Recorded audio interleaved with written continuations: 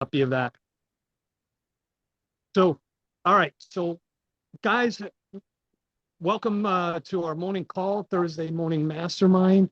We have a special guest, which is an amazing trainer, instructor, coach, Russ Lagan, which is a vice president of growth for EXP. We're very fortunate to have him. He loves his whiteboard. He's very knowledgeable, and he's always willing to help us succeed at the highest level. So I'm not going to mess up his title by doing any further. But Russ, we really appreciate you taking the time out of your day to visit with us and help us become better. So I know you got a great presentation today that's all about production focus. And I just want to turn it over to you and thank you for being here. Hey there. Thank you very much.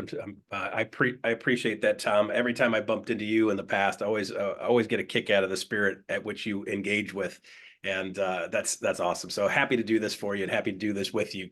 So thank you very much for that. Appreciate it. And if you guys just saw the screen change there, I just spotlighted me so that you can see my whiteboard better as we go through this. So Tom, thanks. I know you got somewhere to go. Go say hi to Bill Pipes for me and have a good day. Right now, my friend. All right, good stuff. All right, guys. So today I want to be semi-interactive with you guys. So if you don't mind, I'd love to make sure that if you guys have something you need or something you comment on or something you want more elaboration on, that's cool. Trust me, there's going to be so much stuff in here that you're going to be like, I need more on that. Just ask the questions as we go along and make sure you understand, right? So today I want to kind of shift the way we look at the business, okay? If you guys haven't seen me do this session before, it's a lot of fun for me to do the session, and it's also eye-opening for a lot of people. So let's see, I had John Cheplack, Coach John Cheplack. I don't know if you guys have ever met John Cheplack before. I had him on my Friday show. I do typically the host of the Big Agent Meeting on Friday mornings at 11 a.m. In EXP's YouTube channel. We've got a bunch of guests that we bring in there. And John Cheplack was one of my guests about 3 weeks ago for a couple minutes, and he said, Russ, first thing you need to do is go back to the basics. Like the first thing you do when your business isn't going exactly like you want it to, you got to go back to the basics. And I said, okay, cool. That's great. So what I consider back to the basics is different than what a lot of people consider back to the basics. So a lot of people, when they talk about going back to the basics, they talk about going back to doing things that you hate. I don't want to go back to doing things I hate. I stopped doing them for a reason, right? So a lot of people will say, Russ, you got to get back to the phones. You got to start banging the phones. And I'm like, no. Okay. So I grew up in the real estate business. I feel like I grew up in the real estate business in a very, very rapid manner. I moved to Tampa, Florida in December of 2005. That will go down in infamy as the Pearl Harbor of my finances. Because I moved to Tampa, Florida. The real estate market stopped dead in January, February, March. Everybody's standing around going, what happened? See, when I moved to Tampa, Florida, my wife's cousin is a broker of a real estate company there. And he looked at me when he was in town a couple months earlier. And he's like, Russ, a complete idiot can make $100,000 a year in Tampa, Florida right now. And I'm like, I'm the biggest idiot I know. Let's do this. Okay. So I moved my wife and I down to Tampa, Florida. And then I got to learn how to build a real estate business in a market getting completely destroyed. And unfortunately for me, a lot of the stuff that I was being taught, and God love him, and I love Rob Hilliker a bunch. He really is the reason that I am where I am today because I survived that start. But a lot of the stuff that he was taught was bang the phones. You got to call the expireds. You got to get your little list thing. And every day you're calling all the FSBOs and you're going out door knocking and you're doing the open houses. And I'm like, all right, so I don't know about you guys. How many of you guys got into the real estate business? And you're like, I can't wait to be a telemarketer. Right? Like nobody's like, hey, by the way, if I could do more telemarketing, this would be awesome. Okay. So with that said, guys, I worked in a call center for MCI long distance for a couple of years when I was in my late teens, early 20s, because that's how I paid for my bills for a little while. I was making 300 calls a day working 20 hours a week. Okay. And it was one of those things just like I got really, really good at it, always been really good at it, but I never loved it. And then I get into the real estate business, they're telling me I got to bang the phones here too. And I'm like, like, no, right? And guys, I'm from Detroit. I'm like, door knocking. That makes no sense in Detroit, right? You guys want to hear a great story? I'm telling this story in Texas. I'm in the hill country in Texas, and I've got a group just like you guys live at a table. And I said to the guys, I'm like, I'm from Detroit. Like, you don't door knock in Detroit. It doesn't make a whole lot of sense. I'm like, knock, knock. And the guy down at the end of the table, he goes, who's there? I'm like, dude, you are so Texas. This is ridiculous. Like, I'm from Detroit, Texas, Texas, Detroit, Texas, Detroit. Like, nobody does that in Detroit. Come on, man. That's how you answer the door in Detroit, dude. And the guys started laughing. Everybody's laughing. And it wasn't really that. It's just like you're literally getting shot at when you're doing a lot of these activities, right? So it's one of those things to say, okay, how do I do business different? And by mid 2007, I get the award for being the top agent in the office, and I get this little paper certificate, and I show up at home with this thing. I'm like, honey, look, I got top agent in the office. And she looked at me, paraphrasing here, and said something along the lines of, well, if you're number one, what the hell's everybody else doing? Because we're broke. Okay, so guys, you can do these things that you hate to do, but then I start sitting down and looking at my business, and I'm sitting in my car. I remember this like it was yesterday. I'm sitting in my car. I had an Infiniti G35 4-door. It was silver, and I loved it. It was awesome. Great realtor mobile. I was so proud of that thing. Couldn't afford it, but I was so proud of that thing. And I'm sitting in this car, and I've got tears running out of my face, and I'm going like, I don't want to do this, right? Like, I am so screwed. I do not want to wake up in the morning and do this. This is not what I want my life to be like. This is not what I signed on for. I got to do something different. And it occurred to me that I was doing most of the business in my real estate business from people that I mountain biked with. Now you might say, Russ, I know you're lying because you just said mountain biking and you were living in Florida. Well, they actually can ride a mountain bike. You can ride them down the sidewalk. Okay, so they have phosphate mines that they dug out for phosphates, which is how you grow plants better. And they dig these giant pits, and then they don't fill these giant pits back in. They fill back in with water and alligators and snakes and all kinds of other things. And the vegetation explodes, right? So you're basically rolling bikes through a jungle in these 20 and 30 foot, 40 foot up and down hills and trails. And it's a ton of fun, right? But I did that for exercise, and I did that for fun. But what I realized is in the process of doing this, I keep bumping into the same conversation. And I know you guys are having this interaction every single day if you're out and about doing things you love. This is why I'm going to teach you how to do more business that you love, but you got to learn how to convert while you're doing business you love. Okay, so here's how you do it. I'm riding my bike, and the guy behind me, Gary Ewell, says, "Hey, Russ, somebody said you're a real estate guy." Yeah, I am. I'm riding along. He's like, "How's the market?" And I was like, I go down my thing. How many of you guys get that question all the time? Yeah, right?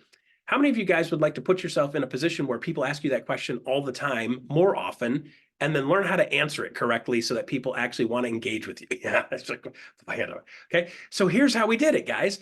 Back in the day, here's how it worked. Okay. I'd be like, well, Gary, my job as a real estate agent to help sellers get top dollar for their house and help buyers get the best deal of their life. Or some other version of an elevator pitch, right? Because you're trying to get them to go, oh, this guy's a little different, right? And I went through like 85 different variations of an elevator pitch. And here's the deal. Elevator pitch is what? It's a sales pitch, right? So guys, let's look at this like human beings. I ask you a question, and then you try to sell me on something. How does that typically go? Like, how many of you guys in the course of doing your elevator pitch, somebody looked at you and said, oh my gosh, tell me more? Never, right? No, like, tell me more. No, or better yet, how many of them said, tell me more. Let me give you all my personal info. They volunteer it, right? So the goal of the elevator pitch, the goal of the sales pitch is to get their information so you can engage with them, right? The problem is when somebody asks you a question and then you try to get something from them, do they typically come to you or they typically run from you? Yeah, guys, they typically run. I experienced it. Listen, I'm good. I might even be considered great at some of this stuff. Okay. And by the way, they still didn't engage with me like they just don't engage with you. So it doesn't matter what your skill set is. If you're doing something that doesn't work, it's not going to work, right? It doesn't matter how great a chef you are if the recipe sucks. Let me repeat that. It doesn't matter how great of a chef you are if the recipe sucks. Okay, just add a pound of salt to any recipe you know. It's going to come out like crap no matter what you do, right? So with that being said, we got to start having a recipe that works. So here's how the recipe works, guys. I'm going to show you guys how to answer this question, and it works a ton better. And that will get me into step one of the 3 recipes that you guys need to have in your repertoire, and you need to build it into your business. You need to eat, breathe, sleep, and live this stuff because it's the only thing I've ever found that works really, really well, almost always. Okay, so here's how it goes. Okay, somebody asks you, how's the market? Rich, Ask me how's the market. Russ, how's the market? Rich, that's a great question. By the way, I shot a video last week that tells you what's going on in the market. Want me to send it to you? Please.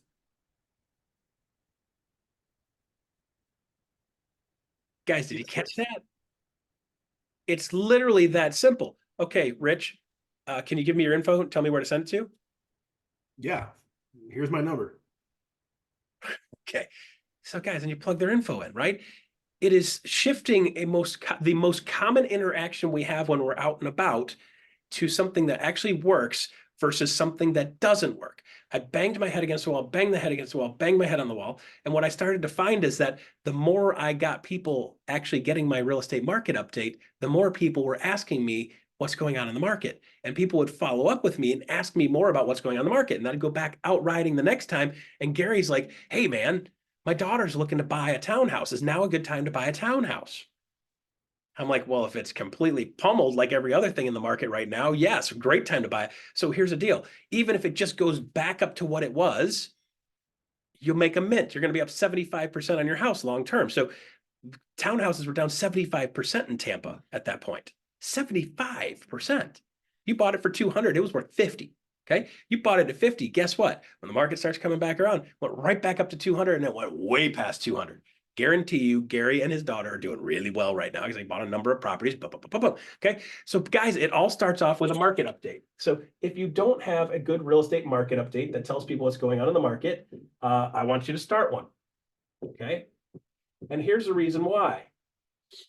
Has anybody ever asked you anything else, Rich, when you meet somebody and they go, what do you do for a living? And you're like, I'm a real estate agent. And then what else do they ask you about?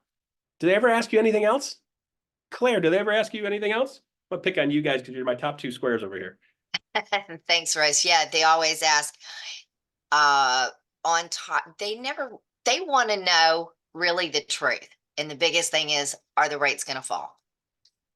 Sure. You know, I mean, they're random. I talk to the same people all the time. Yeah. That's a market update. Yeah. Anything else, Rich? Any other questions you got? It's all market update related. It's, you know, our home's still in multiple offers or sellers. Is it still a seller's market? It's all market related. Okay, so guys, let's just pull it down to the simplest thing in the world. If this is pretty much the only topic that everything they ask falls into this topic, shouldn't we get really great at answering that question? And shouldn't we really get great at shifting from, okay, when somebody asks that question, you're going to try to get their info. I'm not going to try to get anything. I'm going to give them something, and they're going to have to give me something to get the thing that I offer to give them. It literally is that simple, guys. So we've taken this business and we've made it ridiculously complicated because, number one, most people don't know their market data. Rich, what is the current supply of homes in your market specifically? 1.1%. I'm sorry, 1.1 month of inventory with a 93.6% absorption rate. Cool. Probably the third person I've ever asked that question that had an answer. I just filmed my market update yesterday. So, guys, he just proved the point to me. If you're doing this on a regular basis and you're filming the thing, those numbers are going to be stuck in your head because in the process of making the information and putting the information out, you're going to know the information. Now, the problem is you can't spit that out to a customer like that, right? What I can spit out to the customer is, hey, I just did a market update on that. Would you like me to send it to you? It goes through the details of what that is. They're like, yeah, cool, great. After they give me their info, great. Now I can say, hey guys, by the way, in this particular part of the market, we're at a 1.1 month supply of homes, which means that if nothing else comes on the market, everything in this market will be sold within a little over a month and a couple of days, which means low inventory, which means prices are still going to keep going up. So, do you need to do something in this market right now? That's when you can start to ask them questions. I just gave them something. Now I can engage them. It's like, what are you asking for? Why do you need to know? Just curiosity, or are you thinking about doing something in the near future? Now I can actually engage with them because I've offered to give them something. See, there's this fun thing called the law of reciprocity. If I give you something, you naturally want to give me something back. So now after I give them something, they give me their info back. I try to give them something else. Then they try to give me something else, and then I try to give them something else. And this is how we do a relation. This is how we build a relationship, guys. When we're talking about this real estate business, there's two things you guys need to do. Number one is you need to build out your sphere of influence. This is step number one. name, address, phone number, email address of every single person you know, like, and trust. And the reason we want to do that is we need to have a list, because then when I do have something that's good, I have the ability to actually deliver it to them. If I don't have the ability to actually deliver them something good, then what am I going to do? How am I going to do this? Right? So step one is you got to build out a list, name, address, phone number, email address. I will tell you, if I pin you guys down, if there's more than 2 people in here that have their full list, full email list, full sphere of influence, name, address, phone number, email, and can show it to me in the next 5 minutes, I'd be shocked. Guys, I've stood in rooms with 300 people in it, and there's 1 and 2 and 3 and 4, and there's maybe 7 and 300. It's a very small percentage of people that have their sphere of influence list together. And I know you guys are hanging around with Tom for more than 5 minutes. He's probably shoved it down your throat. And if you've seen the size of that guy, it's not hard for him to shove things down people's throats. He makes me feel like a midget every time I'm around him, and I'm not tiny. Okay. So with that said, if you don't already have that done, guys, do it. Would you guys like to know why you should be working on your sphere of influence? Specifically, why? Let me show you a couple of numbers here. 0.25, 0.8 to 1.2, 63 and 10.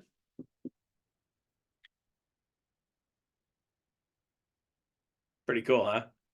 He's like, Russ, you're a numbers guy. No, I just have specific numbers that I use because it makes sense in your business, right? So get some numbers in your business. 0.25%, that's conversion rate of leads generated online currently, plus or minus. So a ton of people will debate me on this. There's a ton of people that say, Russ, I got conversion, blah, blah. Okay. 0.25% is a typical conversion rate. So that means you have to go through 400 leads to get 1 close in the first 30, 60, 90 days. Okay. Here's the fun part, guys, a little reality check, because I don't want you to have to believe what I'm telling you. NAR goes out and does a study last year, mid-year last year, and said that leads generated online are closing between 0.8 and 1.2%. 0.8 and 1.2%. So can we just say, hey, plus or minus 1% right now is what the conversion rate is on leads generated online. So here's the thing, guys. Can you run a numbers game? Absolutely. These are conversions over 12 months, by the way, too. So it takes 12 months to convert. So you got to have follow-up parts and pieces. Now, here's the rub.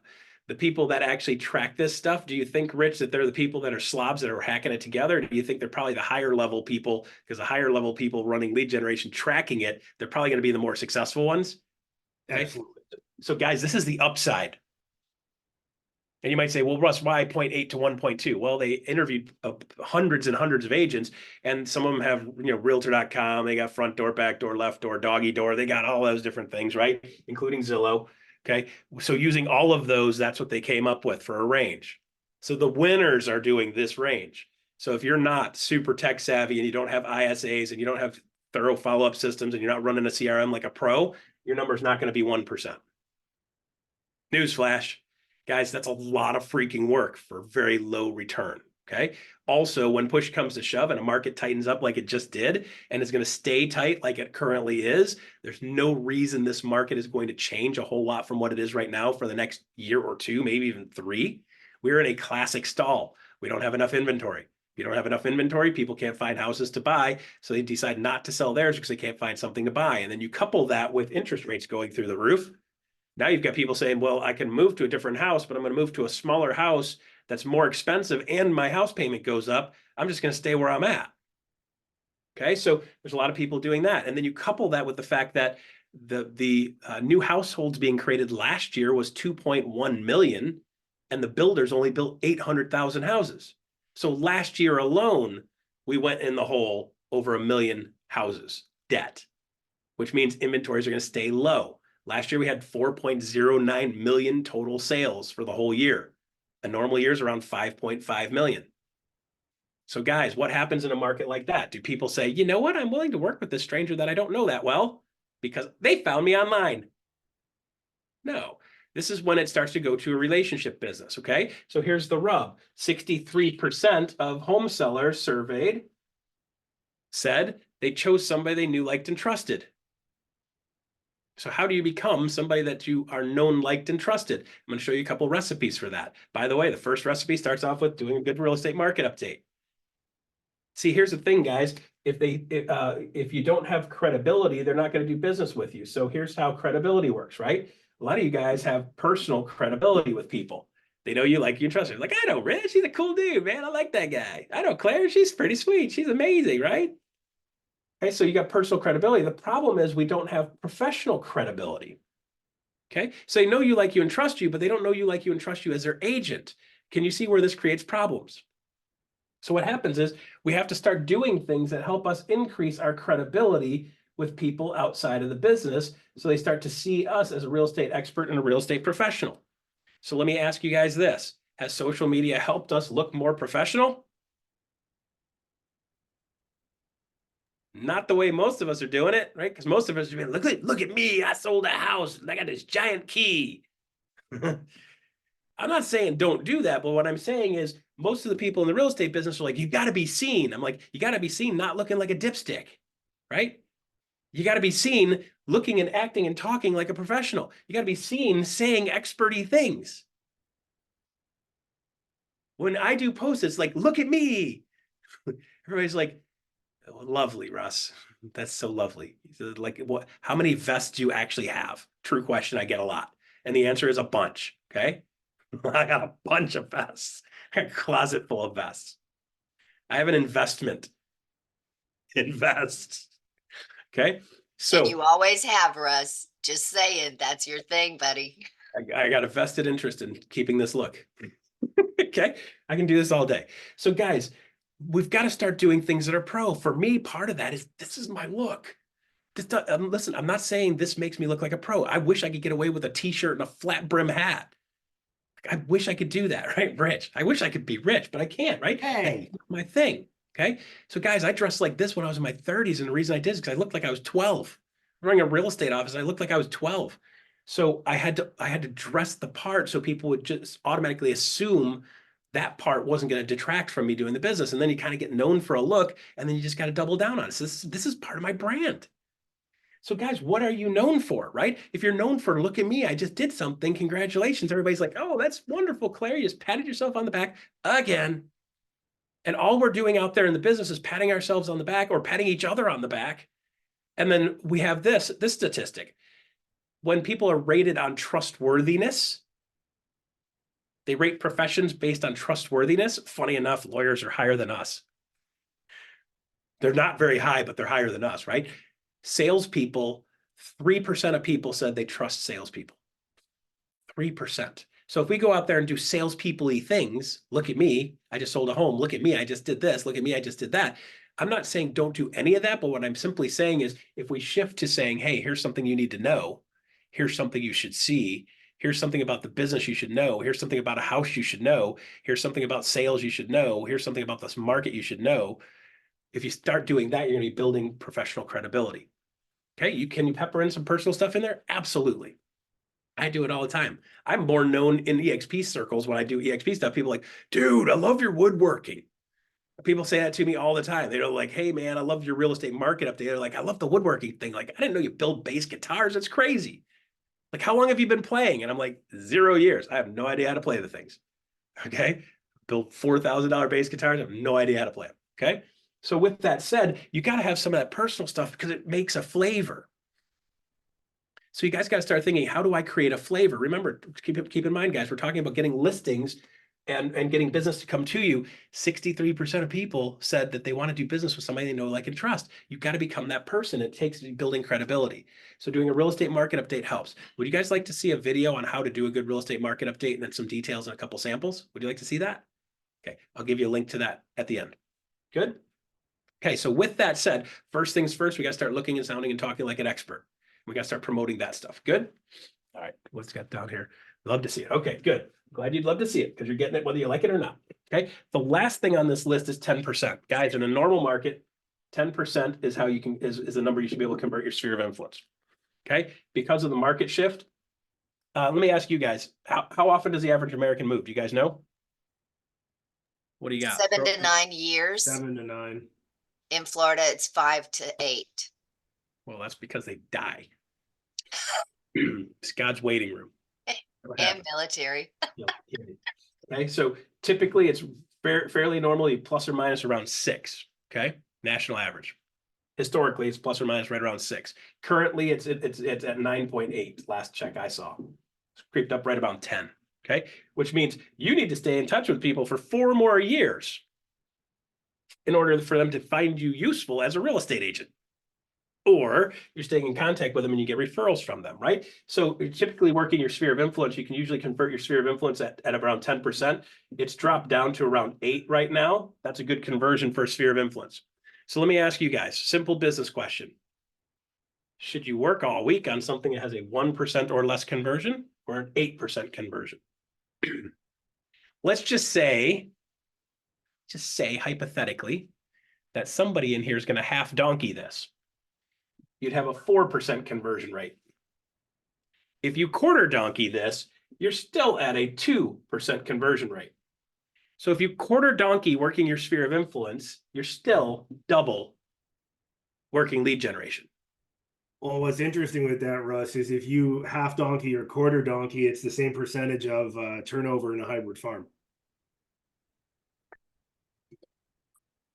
So guys, what I want you to do is I want you to know, I want you to know, I don't want you to think, I want you to know, I want you to have a high level of confidence that what I'm telling you, which is working your sphere of influence, is the best use of your time. It is the most economical, it's the most enjoyable, and it's also got the best return of investment, right? Get you the most dollars with the least amount of hours. So if your sphere of influence isn't converting at least 2, you got to double down on working your sphere of influence. And I'm going to tell you, don't do more TikTok videos. Look at me, I just sold a house. Okay. I want you to start doing real estate market update, and I want you to do it in a couple different fashions. And I want you to have that as what your primary delivery is. Now, secondly, guys, you can't just do market updates every week. People are gonna just stop tuning in, right? I want to have it out there so people know when I've got a question, this guy knows this stuff. This girl knows her stuff. Okay. So here's the thing. How do we get engagement? If the average person now is moving every 9.8 years, how do we get more engagement? Well, if I had a recipe for that, we could probably do something with it, right? Recipe number 2. We need to manage a contractor list. You need to have a professional referral network contractor list, and here's the reason why. What do we work with? Houses. Are all the houses you work with perfect? No. Do some of them suck? Yes. Do they all need something on them? Absolutely. So if we know every single house we're going to touch needs something, if we are not the resource for that, then somebody else is a resource for that. Again, remember, if we're going to have these people want to do business with us at a high level from our sphere of influence, I want to become a resource. So have you guys ever seen Grant Cardone? Yeah, you ever seen he's like 10X, right? Like he's a lightweight 10X. Watch this. Okay. How often, Rich, you have a house? I do. Does stuff break on your house on occasion? Yes, it does. Okay. Would you say it's safe to say 6 or 7 or 8 things break on the house every year? Oh, yeah. So it would be conservative to say probably can need a contractor 4 times a year to do something if I'm not a complete handyman, do it all yourself guy? 100%. Okay. So let's say 4. Claire, do you think 4 is a fair number? Absolutely. You think it might be higher than that? Yes. So conservatively, 4 is a good number then. Let's say I'm going to stay on the conservative side, okay? If the average American moves every 10 years, but 4 things a year break on their house, if you are the resource for them, you have 40 times more contact and 40 times more that they need you. If I make you 40 times more important over the next 10 years, do you think you got a better shot at converting them for a house sale? Absolutely. And this actually, y'all need to listen to this because Russ, absolutely, listings come from this all the time. All the time. Okay, so there's a book called by Justin Stoddard called Upstream Model, and not the book isn't as amazing as the fact that he's got this key concept in there that is amazing, and it's called upstream modeling. It's like, hey, by the way, before you find out as a real estate agent that somebody's going to sell their house, is there anybody else that might know they're going to sell before you do?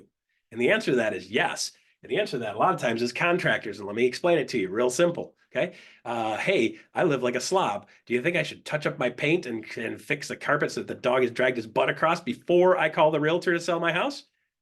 Yeah, like I'm not showing the house to the realtor looking like this. We got to get at least that and that and that handled. And then I'll call the realtor and ask them what else needs to be done. Because there's a lot of people that just don't want you to see what they do and how they actually live. Very, very normal. Or things are broken. They're like, hey, we're thinking about selling the house. Let's get some of these things set up first. So the contractors, a lot of times, the painters and the plumbers and the electricians and the floor people and they find out about the house going up for sale way before we do. So if I've got two things I can do now. I can start building relationships with contractors because I need to have a list of contractors. And I also want to make sure that I'm building relationship with contractors because they know when people are going to sell before I know.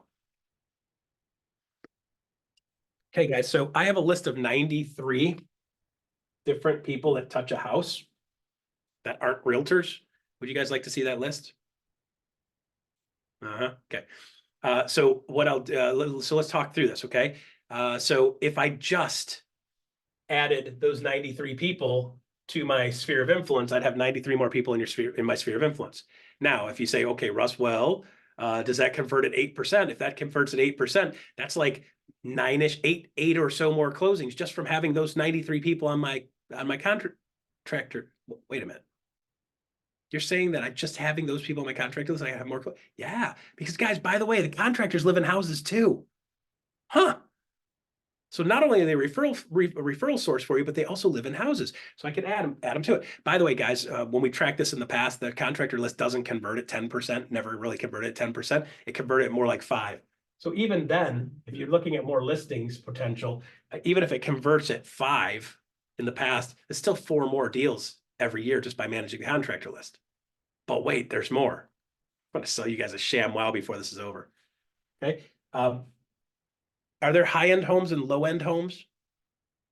So should I have 2 contractors, a high-end electrician and a low-end electrician? Yeah, because if I send plumber crack Bob over to the multi-million-dollar house, he's not going to have any idea how to program the 10 shower head programmable shower. If I send the 10 programmable shower guy over in his tuxedo to the fix and flipper, he's going to overprice him and scare the crap out of him, right? They both have their reasons. I want my fix and flipper guy at my fix and flipper houses putting in tinfoil faucets, and I want the guy that knows how to program a shower with 10 shower heads in the 10 shower head house, okay? So I need a high-end guy and a low-end guy. So now I don't have 93 people on that list. I have 186 people on that list.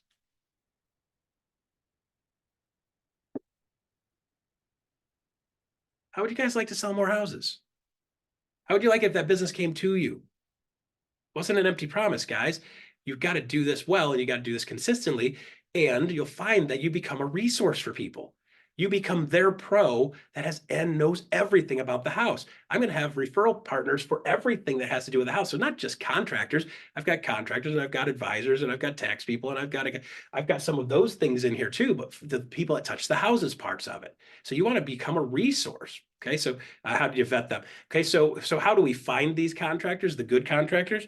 What I'm going to do is I'm going to go on social media and I'm going to do something productive that's not, look at me, I got a key. Okay, I'm going to go on social media and say, hey guys, I'm looking for a high-end plumber for this area. Who do you guys know that shows up on time, does a good job, communicates well, and is a fair price? and people will give you their good people. Russ, save those slowly again so we can write those down. That was impactful. Okay, somebody shows up on time, communicates well, is a fair price, and is nice, does a good job. Right? So they do a good job, they communicate well, they're a fair price, and they're nice, and they show up on time. Contractors never show up, Russ. We'll get the ones that do. Guys, contractors show up, okay? Oh yeah, and by the way, would you like an insulator for, I would go, I don't know, Russ, because if I refer somebody and they don't pick up the phone, then I look stupid. Okay, cool. So let's insulate from that. My guy that's high-end is good, right? So shouldn't I have a backup? So I need 2 good high-end guys and I need 2 good low-end guys, okay? Hey, here's my top 2 people. They're both busy. They're both really good at what they do. And by the way, guys, part of the screening process is they communicate well. There are contractors that are amazing plumbers, but they're horrible business people. But if they get someone like Claire that's running the business and answering the phones and booking the scheduling, then Claire will pick up the phone. If they don't have a person that can handle phone calls coming in, you don't do business with them. It's that simple. They could be an amazing plumber, but if they're horrible at communicating, I don't want them on my list. And by the way, I'm asking people, who do you have that's good, that fits this criteria? They show up on time. They communicate well. They do a good job. They're a fair price. They're nice. Okay, I'm only vetting for those people. Now, here's the fun part. If I'm doing this in social media, I like to do this in Facebook because it encourages more of that back and forth. And when I do this in Facebook, I'm going to ask for this contractor, and then Claire's going to be like, hey, Russ, I got a guy. And I'm going to comment back, hey, Claire, thanks. I appreciate that. That's amazing. Thank you. And then I'm going to go and hit her in a private message, say, hey, by the way, thank you so much for that. If you ever need anybody else, I'm building this list out. Or if you've got somebody else that you love, because they'll have a good electrician, a good plumber, and a good countertop guy, and a good cabinet guy, and a good painter, and a good drywall guy, and a good floor guy just by doing one kitchen. If they did a good job, they've got 5 or 6 good contractors, right? And by the way, if you ever need anybody, don't hesitate to reach out to them. I'm building this list out, kind of my own version of Angie's List.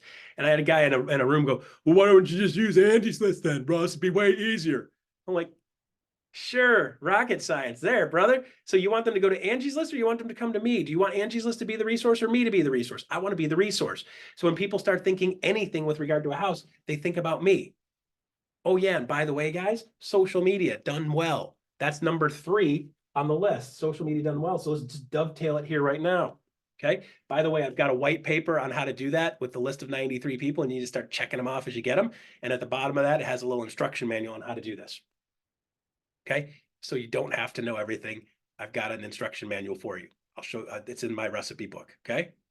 I've got a cookbook. The last one is this business sucks. We're going to teach you how to make meth. I'm kidding. The third thing is social media done right. So now as a social media person, instead of doing, look at me, I got a key. And again, I'm not saying don't do that. I'm just saying you got to have that as only a small part of your business. I, as a real estate agent, I'm going to do social media posts. And anytime I get Phil McCracken, my plumber, out to one of these people's houses, I'm going to be like, hey, this is Russ, the real estate dude. We just had Phil out at the house. He showed up on time. He did a good job. He communicated well. He was a fair price. And he kept his pants pulled up. We love Phil. If you need a plumber, call Phil. I'm Russ, the real estate dude. See you guys on the next video. Now I'm Russ, the real estate dude, promoting everybody else's business. If I'm Russ, the real estate dude, promoting other people's businesses, then I'm going to be Russ, the real estate dude that promotes everybody else's business, and not Russ, the real estate dude always trying to get something from me. They're seeing me as giving stuff. I'm promoting other people's businesses. What happens when I promote other people's businesses? They want to promote mine. Back to law of reciprocity, okay? So in the process of doing these 3 things and doing them well and consistently, we're going to have people coming to us all the time. Pretty amazing, okay? So now we've got to get really intentional. We've got to track it. We've got to run the numbers. We've got to run the metrics. We've got to do all of the things that make this thing work, okay? You're going to be like, oh my gosh, Russ, that's such a big deal. Rich, how much time did it take for you to do your real estate market update? Probably 15 minutes to pull the information and 5 to record it. Okay, so let's say an hour. If you guys can't break an hour out of your month, you might want to consider doing a different job. Okay, so I want you to think about, am I serious about this business? This business is tough, guys. It's tough because we make it tough. If you do the simple things well and consistently, guys, none of this is rocket science. I'm not even smart. I'm just doing what my whiteboard told me. The whiteboard's a smart one. Guys, you got to do the simple things well. If you do the simple things well, the business starts coming to you, right? So how many of you guys are willing to commit to do this stuff consistently? Every single week, you got to just build your systems out, okay? I have an 8-module system on how to do this, work all of these recipes. Would you guys like to see that? Yeah. So guys, here's the thing. Real estate agents are salespeople, but we really typically don't have sales skills. Nobody really taught us sales skills. Would you guys like me to teach you sales in 30 seconds or less? Okay, so here's how it goes. Guys, if you go to jumpstartmasterclass.com, jumpstartmasterclass.com, that's where the 8 modules are. How many of you guys want that? Done. Just taught you how to sell something. If you have something people want, they're going to want it. That's sales, right? They don't need a real estate agent until they need a real estate agent. This is the way it is. So if you guys start thinking from a sales perspective, how do I get things that they want, right? Do they want to know what's going on in the market? Do they want to know what the facts are? Do they want to know when it's going to shift, when it's going to change? Sure. So if I'm the person that is actually the one that is bearing the information and says to them, hey guys, based on where we're at now and based on the current supply of homes and based on the current interest rates and the current climate that's out there, if you're thinking about buying or selling a house in the near future, nothing's going to change. And I'm going to say with a certain level of certainty, nothing's going to change probably for the next year or 2, maybe even 3. We're going to be in the same cycle. because here's what happens when you have a low inventory cycle. People can't find a house to buy, so they stay in the house they're in. That's what's making the market do what it's doing right now. And until we get a massive bump in inventory or a huge drop in interest rates, this is not going to come out of this cycle. And actually, the worst thing that could happen is if interest rates drop and a bunch of new buyers are like, oh, I can finally buy a house. And they go out and buy a house and they keep the inventory down. So we're going to be in a low inventory market no matter what happens for the next 2, 3, maybe even 4 or 5 years.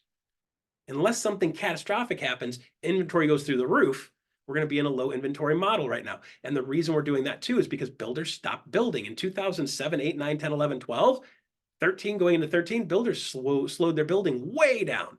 And then we had labor shortages, and then we had costs of doing business go way up. And a lot of builders like, I can't afford to build a house right now, or I don't have the people anymore to be able to build a house. So the cost of building a house went through the roof, and it's no longer fun to do. And the builder's like, I'm getting out of the building business, which means we have less houses being built. If you've got the same amount of people wanting houses and less houses being built, you have a housing shortage. And we're going to continue to have a housing shortage year after year after year after year. And even if all the institutional buyers and institutional owners sold all of their inventory, we'd probably plow through that in the next year, and we'd still be in a low inventory problem. And by the way, those investors and institutional buyers aren't selling their houses because they're going up 7 and 8 and 9% every year still. So we're going to be in the same thing for a little while, right? So if that's the case, we're going to have to do some stuff a little bit different. Cool? All right, so with that said, market update, contractor list, social media done right. Those are the top things you guys need to be doing. And now you've got the 8 modules for you guys to be able to actually work through those and actually build your business and build your systems and build the parts and pieces, okay? In that session, in that website there, by the way, guys, in that website there, I had that built as a clone to a thing called Unlimited Closings. My sponsor asked me to do a bunch of videos for him on this stuff so that he could utilize that for attraction. Huh. Hey guys, how many of you guys would like to talk about attracting an agent or two? Wouldn't it be great if you could attract agents in the process of selling houses? Just doing what you're already doing, attraction through production. Wouldn't that be cool? Okay. I want you guys to say every one of these recipes, by the way, when I start doing these recipes, particularly in social, you know who gives me the contractors the most? A lot of them do. It's other real estate agents in the market. How would you like other real estate agents to voluntarily engage with you? Pretty cool, right? And if we can have an exchange back and forth and say, hey, by the way, I got my list. I'll trade you my list for your list. Put the two of the lists together. Now we're doing collaboration. If I start doing collaboration, now I've got an inroad to actually build a relationship. Guys, this is a relationship business. This is not a transactional business.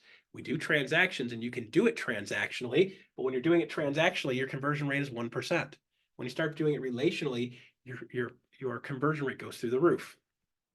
Okay, so one of the things that I've built that's in that 8 module setup that my sponsor uses to attract real estate agents is 30 points to success. So there's a short video on 30 points to success. There's also a tracking sheet, actually. So here's my, this is part of that system too. And all you got to do is on this, get 30 points of business building, money making activities every day. And then at the end of the week, you've got 150 points. So what happens is if I get 30 points per day of money making activities, what I'm finding is I'm doing the things that get business to come to me. So instead of playing on social media, now I'm doing social media stuff with intent. And if I add somebody to my sphere of influence from that, I can get points for it. So if I'm doing social media and getting nothing and not tracking anything, it's not valuable. But if I'm doing social media and then somebody reaches out to me and say, hey man, I saw that thing you did, and can I have the, or can I get the, or can you show me the? Guys, would you like to see how to get people to come to you? I've got a video on how to do that. Would you guys like to see that video? Just showed you how to sell again. Guys, the sales thing is easy. You just have something people want and they're going to want it. So this is how we get business to come to us. And you'll be like, well, how do I convert that to listings? Well, you will be that person that's in place for them when it's time to get the listings. And again, remember, 63% of people said they want to do business with somebody they knew, liked, and trusted. They did business with somebody they knew, liked, and trusted. And I'm thinking, guys, you're never going to get 100% in your sphere of influence, but I think 63 is a low bar. Should be probably closer to 73, maybe even 83. You're not going to get them all, but you should get a bunch. and you're going to get a bunch more by being their resource for a bunch of other things. Okay. So 30 points to success, what it does is helps you track your business. So when I was earlier in the business, I was very frustrated at the end of every day. I felt like I always had something more I should be doing because I didn't have enough checks coming in often enough. There was too much month for the amount of checks that I had. And I was finding that what I needed to do is find a way to say, okay, I did my job today. Now I can go out and enjoy my life.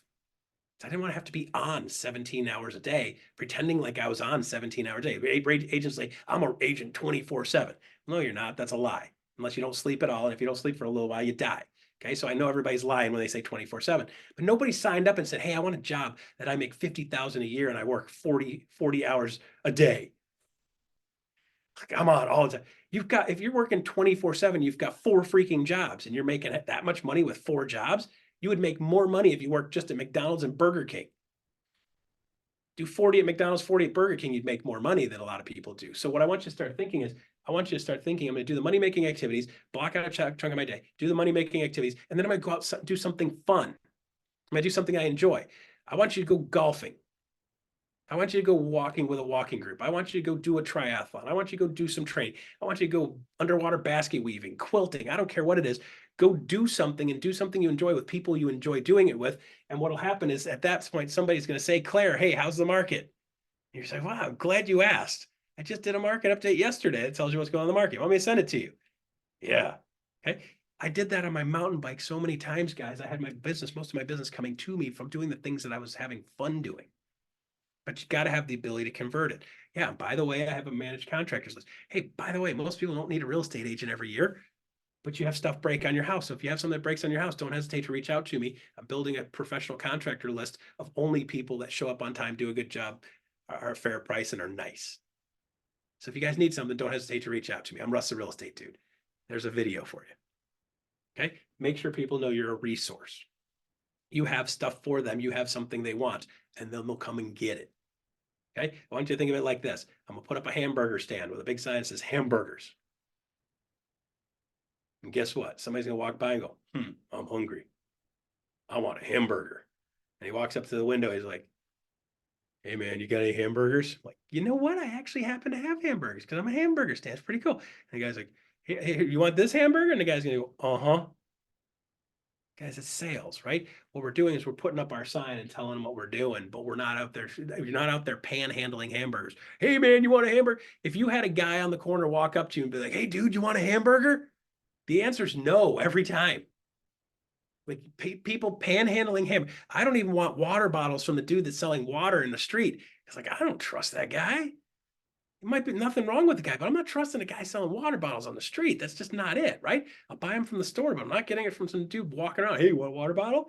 No. The answer is no.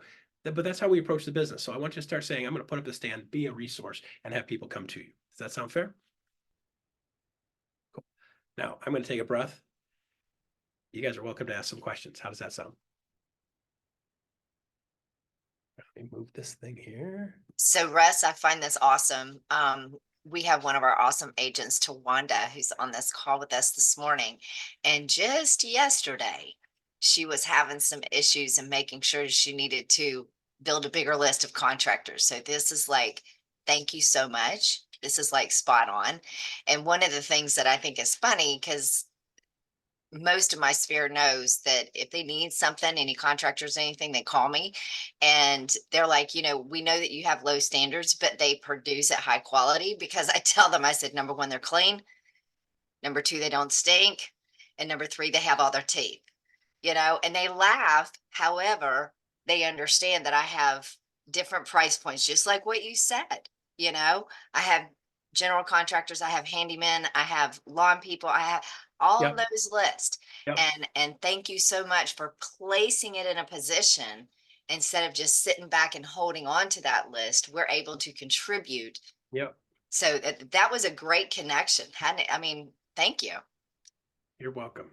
You're welcome. Guys, these were light bulb moments for me. Like, do you know what the best part about banging your head on the wall is? The only good part about banging your head on the wall is stopping. That's it. Okay. So guys, when we start acting with intent and we're intentional on this stuff, just as simply as like, I have a list. Great. Well, I can actively promote that, and I can actively promote the businesses that are in that list. So if I bump into them, I could do a social media post and I can say, okay, I'm going to promote two businesses every single week. How many of you guys like food? Right? I like food. Okay. But how many of you could say, well, why don't I get intentional? So one time a week, I'm going to go to somewhere unique. I'm going to find a mom and pop place, or I'm going to find a food truck. I'm going to be Russ the Realtor that checks out a new food truck every week. Right? I could start building that stuff into my social and building that stuff into my YouTube channel. Guys, if you talk to Levi Lassick out of Dallas, the guy did like 5 million in GCI in his first 2 or 3 years just by building out his YouTube channel. He's not like, hey, I'm Levi, I'm a real estate guy. If you guys need somebody to buy or sell a house, call me. That's not what he's doing. He's doing the, hey, I'm Levi Lassick, the real estate dude in Dallas. And by the way, we've got a bunch of great golf courses. I'm going to show you the top 5 coolest golf courses in town. Now, you guys might not have the skill set to do that well, but you guys can start doing a video every single week of like, hey, I'm Russ Lag and I'm at the food truck, and I just literally grab my phone, right? And here's these things are at my fingertips. This is my little cell phone stand, right? I pop my cell phone into my cell phone stand, and my stand is adjustable, so I can make it almost my height. Okay, so then it's not looking up my nose. And I set my little cell phone stand up there and I can adjust it to whatever I want. It's like, hey, I'm Russ the Real Estate Dude. I'm sitting here at this food truck. You got to check this out. This is Mario. Mario's got a food truck, Mexican in Mexican town. This stuff is amazing. Dude's from Mexico. Does a great job, right? Or, hey, by the way, best Monte Cristo in town. If you ever want Monte Cristo, hey, I'm Russ the Real Estate Dude. I'm at the food truck and I'm trying a Monte Cristo. I don't know if you guys know what that is. It's breaded, crunchy on the outside. It's chicken on the inside, and they put a cherry glaze sauce over the top of it. Sounds horrible, probably going to kill me, but dang, is it tasty. Okay. I'm Russ, the Real Estate Dude, doing interesting things. So we can start doing that stuff and just do it on your cell phone. Somebody asked, what platform do you use? I want you to use the platform that you use. Okay. Guys, if you're good at Facebook, use Facebook. If you're good at TikTok, do TikTok. I happen to like Facebook a little better just because it is promoting more back and forth. It is promoting more interaction, and it's easier to interact, and you can be more intentional with the interaction. So when I do a real estate market update, I'm going to do a couple of things. I'm going to post it in social, but I'm going to post the raw video. So if I shoot a video of myself, hey, I'm Russ, the Real Estate Dude, we're at 0.7 month supply of homes. What that means is that if nothing else comes on the market, we're going to run out of houses in less than 30 days. And that also means house prices are going to be continuing to drive up. That also means we have multiple offers on every one of these houses that comes in that's priced reasonable. So if you're thinking about buying or selling right now, you need to know that. You need a pro that can help guide you through that. I'm Russ, the Real Estate Dude. There's your market update for the month. I do that. I take that video and I post that raw video in Facebook. And then I'm going to upload it into YouTube. How many of you guys have a YouTube channel? How many of you guys would like to know how to build a YouTube channel? Really, really simple. Okay. Go to YouTube and type in how to build a YouTube channel. She's like, Tawanda, I'm sorry. I couldn't resist. Guys, it literally is that simple. Okay. So you gotta start doing this stuff. Okay. So I upload a video to YouTube. And by the way, guys, I'm not super tech savvy. I struggle with this stuff, but I learned the things that I needed to learn, and now they're second nature to me. Okay. Not tech savvy. I fight with my computer. I argue with my computer. My computer doesn't like me. That's fine. I don't like it either. Okay. You put me in a wood shop, I'm a wild man. I've got tools in my wood shop that love me. Computer, not so much. Okay. So I will do everything not to be on a computer. In the evenings after I'm done, like I don't even look at my computer after I'm done for the day. Like it's never open my computer in the evenings. Okay. So with that said, you've got to learn how to do these things simple. I'm going to put all of these short videos on YouTube channel also, because it's a way to find them. And then I can email that to everybody in my sphere of influence list. But keep in mind, guys, I've got a sphere of influence list. Okay. So I post it on social. I put it on my YouTube channel, and then I send the link out. Hey, by the way, just in case you missed it. And by the way, hey, Russ the Realtor, checking out a new restaurant of the week. Restaurant of the week. By the way, can I send that to people every single week? And by the way, will people open Russ the Realtor shoving food in his face from a food truck of the week? Yes, they will. They're not going to open anything else that I do, but they'll be like, hey, what restaurant of the week? What is this, right? Everybody needs to eat, right? And everybody would love to have a good restaurant recommendation. So I could do cheap restaurants that you don't get food poisoning at. You could do a whole series on that, right? Whatever it is, best pizza in town, best golf courses in town, best cheap golf course in town, best expensive golf course in town. You could literally find any business that you want to do, anything you enjoy doing, and start building your business, your life around that. Start building your list and your sphere around that. So guys, my sphere was a bunch of mountain biking nuts. And then it was a bunch of triathlon nuts. And here's the deal. They're all messed up, just like me. So that's my tribe. So I found my tribe and found my flavor. So then when I'm out doing my thing, people are coming up to me going, hey man, how's the market? Guys, in this market right now, it's been so weird. People always ask me what's going on in the market. My father-in-law asks almost every time they're at the house, hey, what's going on, man? They want to know, right? So you guys become that resource and you'll have business come to you. Sound fair? Okay, I got like 2 minutes and I got to be jumping on another meeting. Any last minute questions? Okay, jumpstartmasterclass.com. You're going to go in there. That's in a platform called School, SKOOL. You got to put in some basic info. If you guys, because you guys are with EXP, throw your EXP thing in there, and then I automatically accept them. Okay, and then you can go in there and you go to the classroom at the top, and there's 8 modules through there. Just follow through the 8 modules. I don't monitor the thing. It's just my ability to put that stuff in your hands and not have to walk you through every one of them or email you 50 different videos. Good. Yes, jumpstartmasterclass.com. Jumpstartmasterclass.com. All right. If you guys do those 8 modules, you get your sphere converting at 7 and 8% over the next 12 months. So if you have 200 people in your sphere, you're looking at 16, 17 sales over the next year just from running that. Good. All right, guys, I got to jump on my next meeting. I will catch up to you soon. Thank you for your time today. I wish you all Thank the you, best. Russ.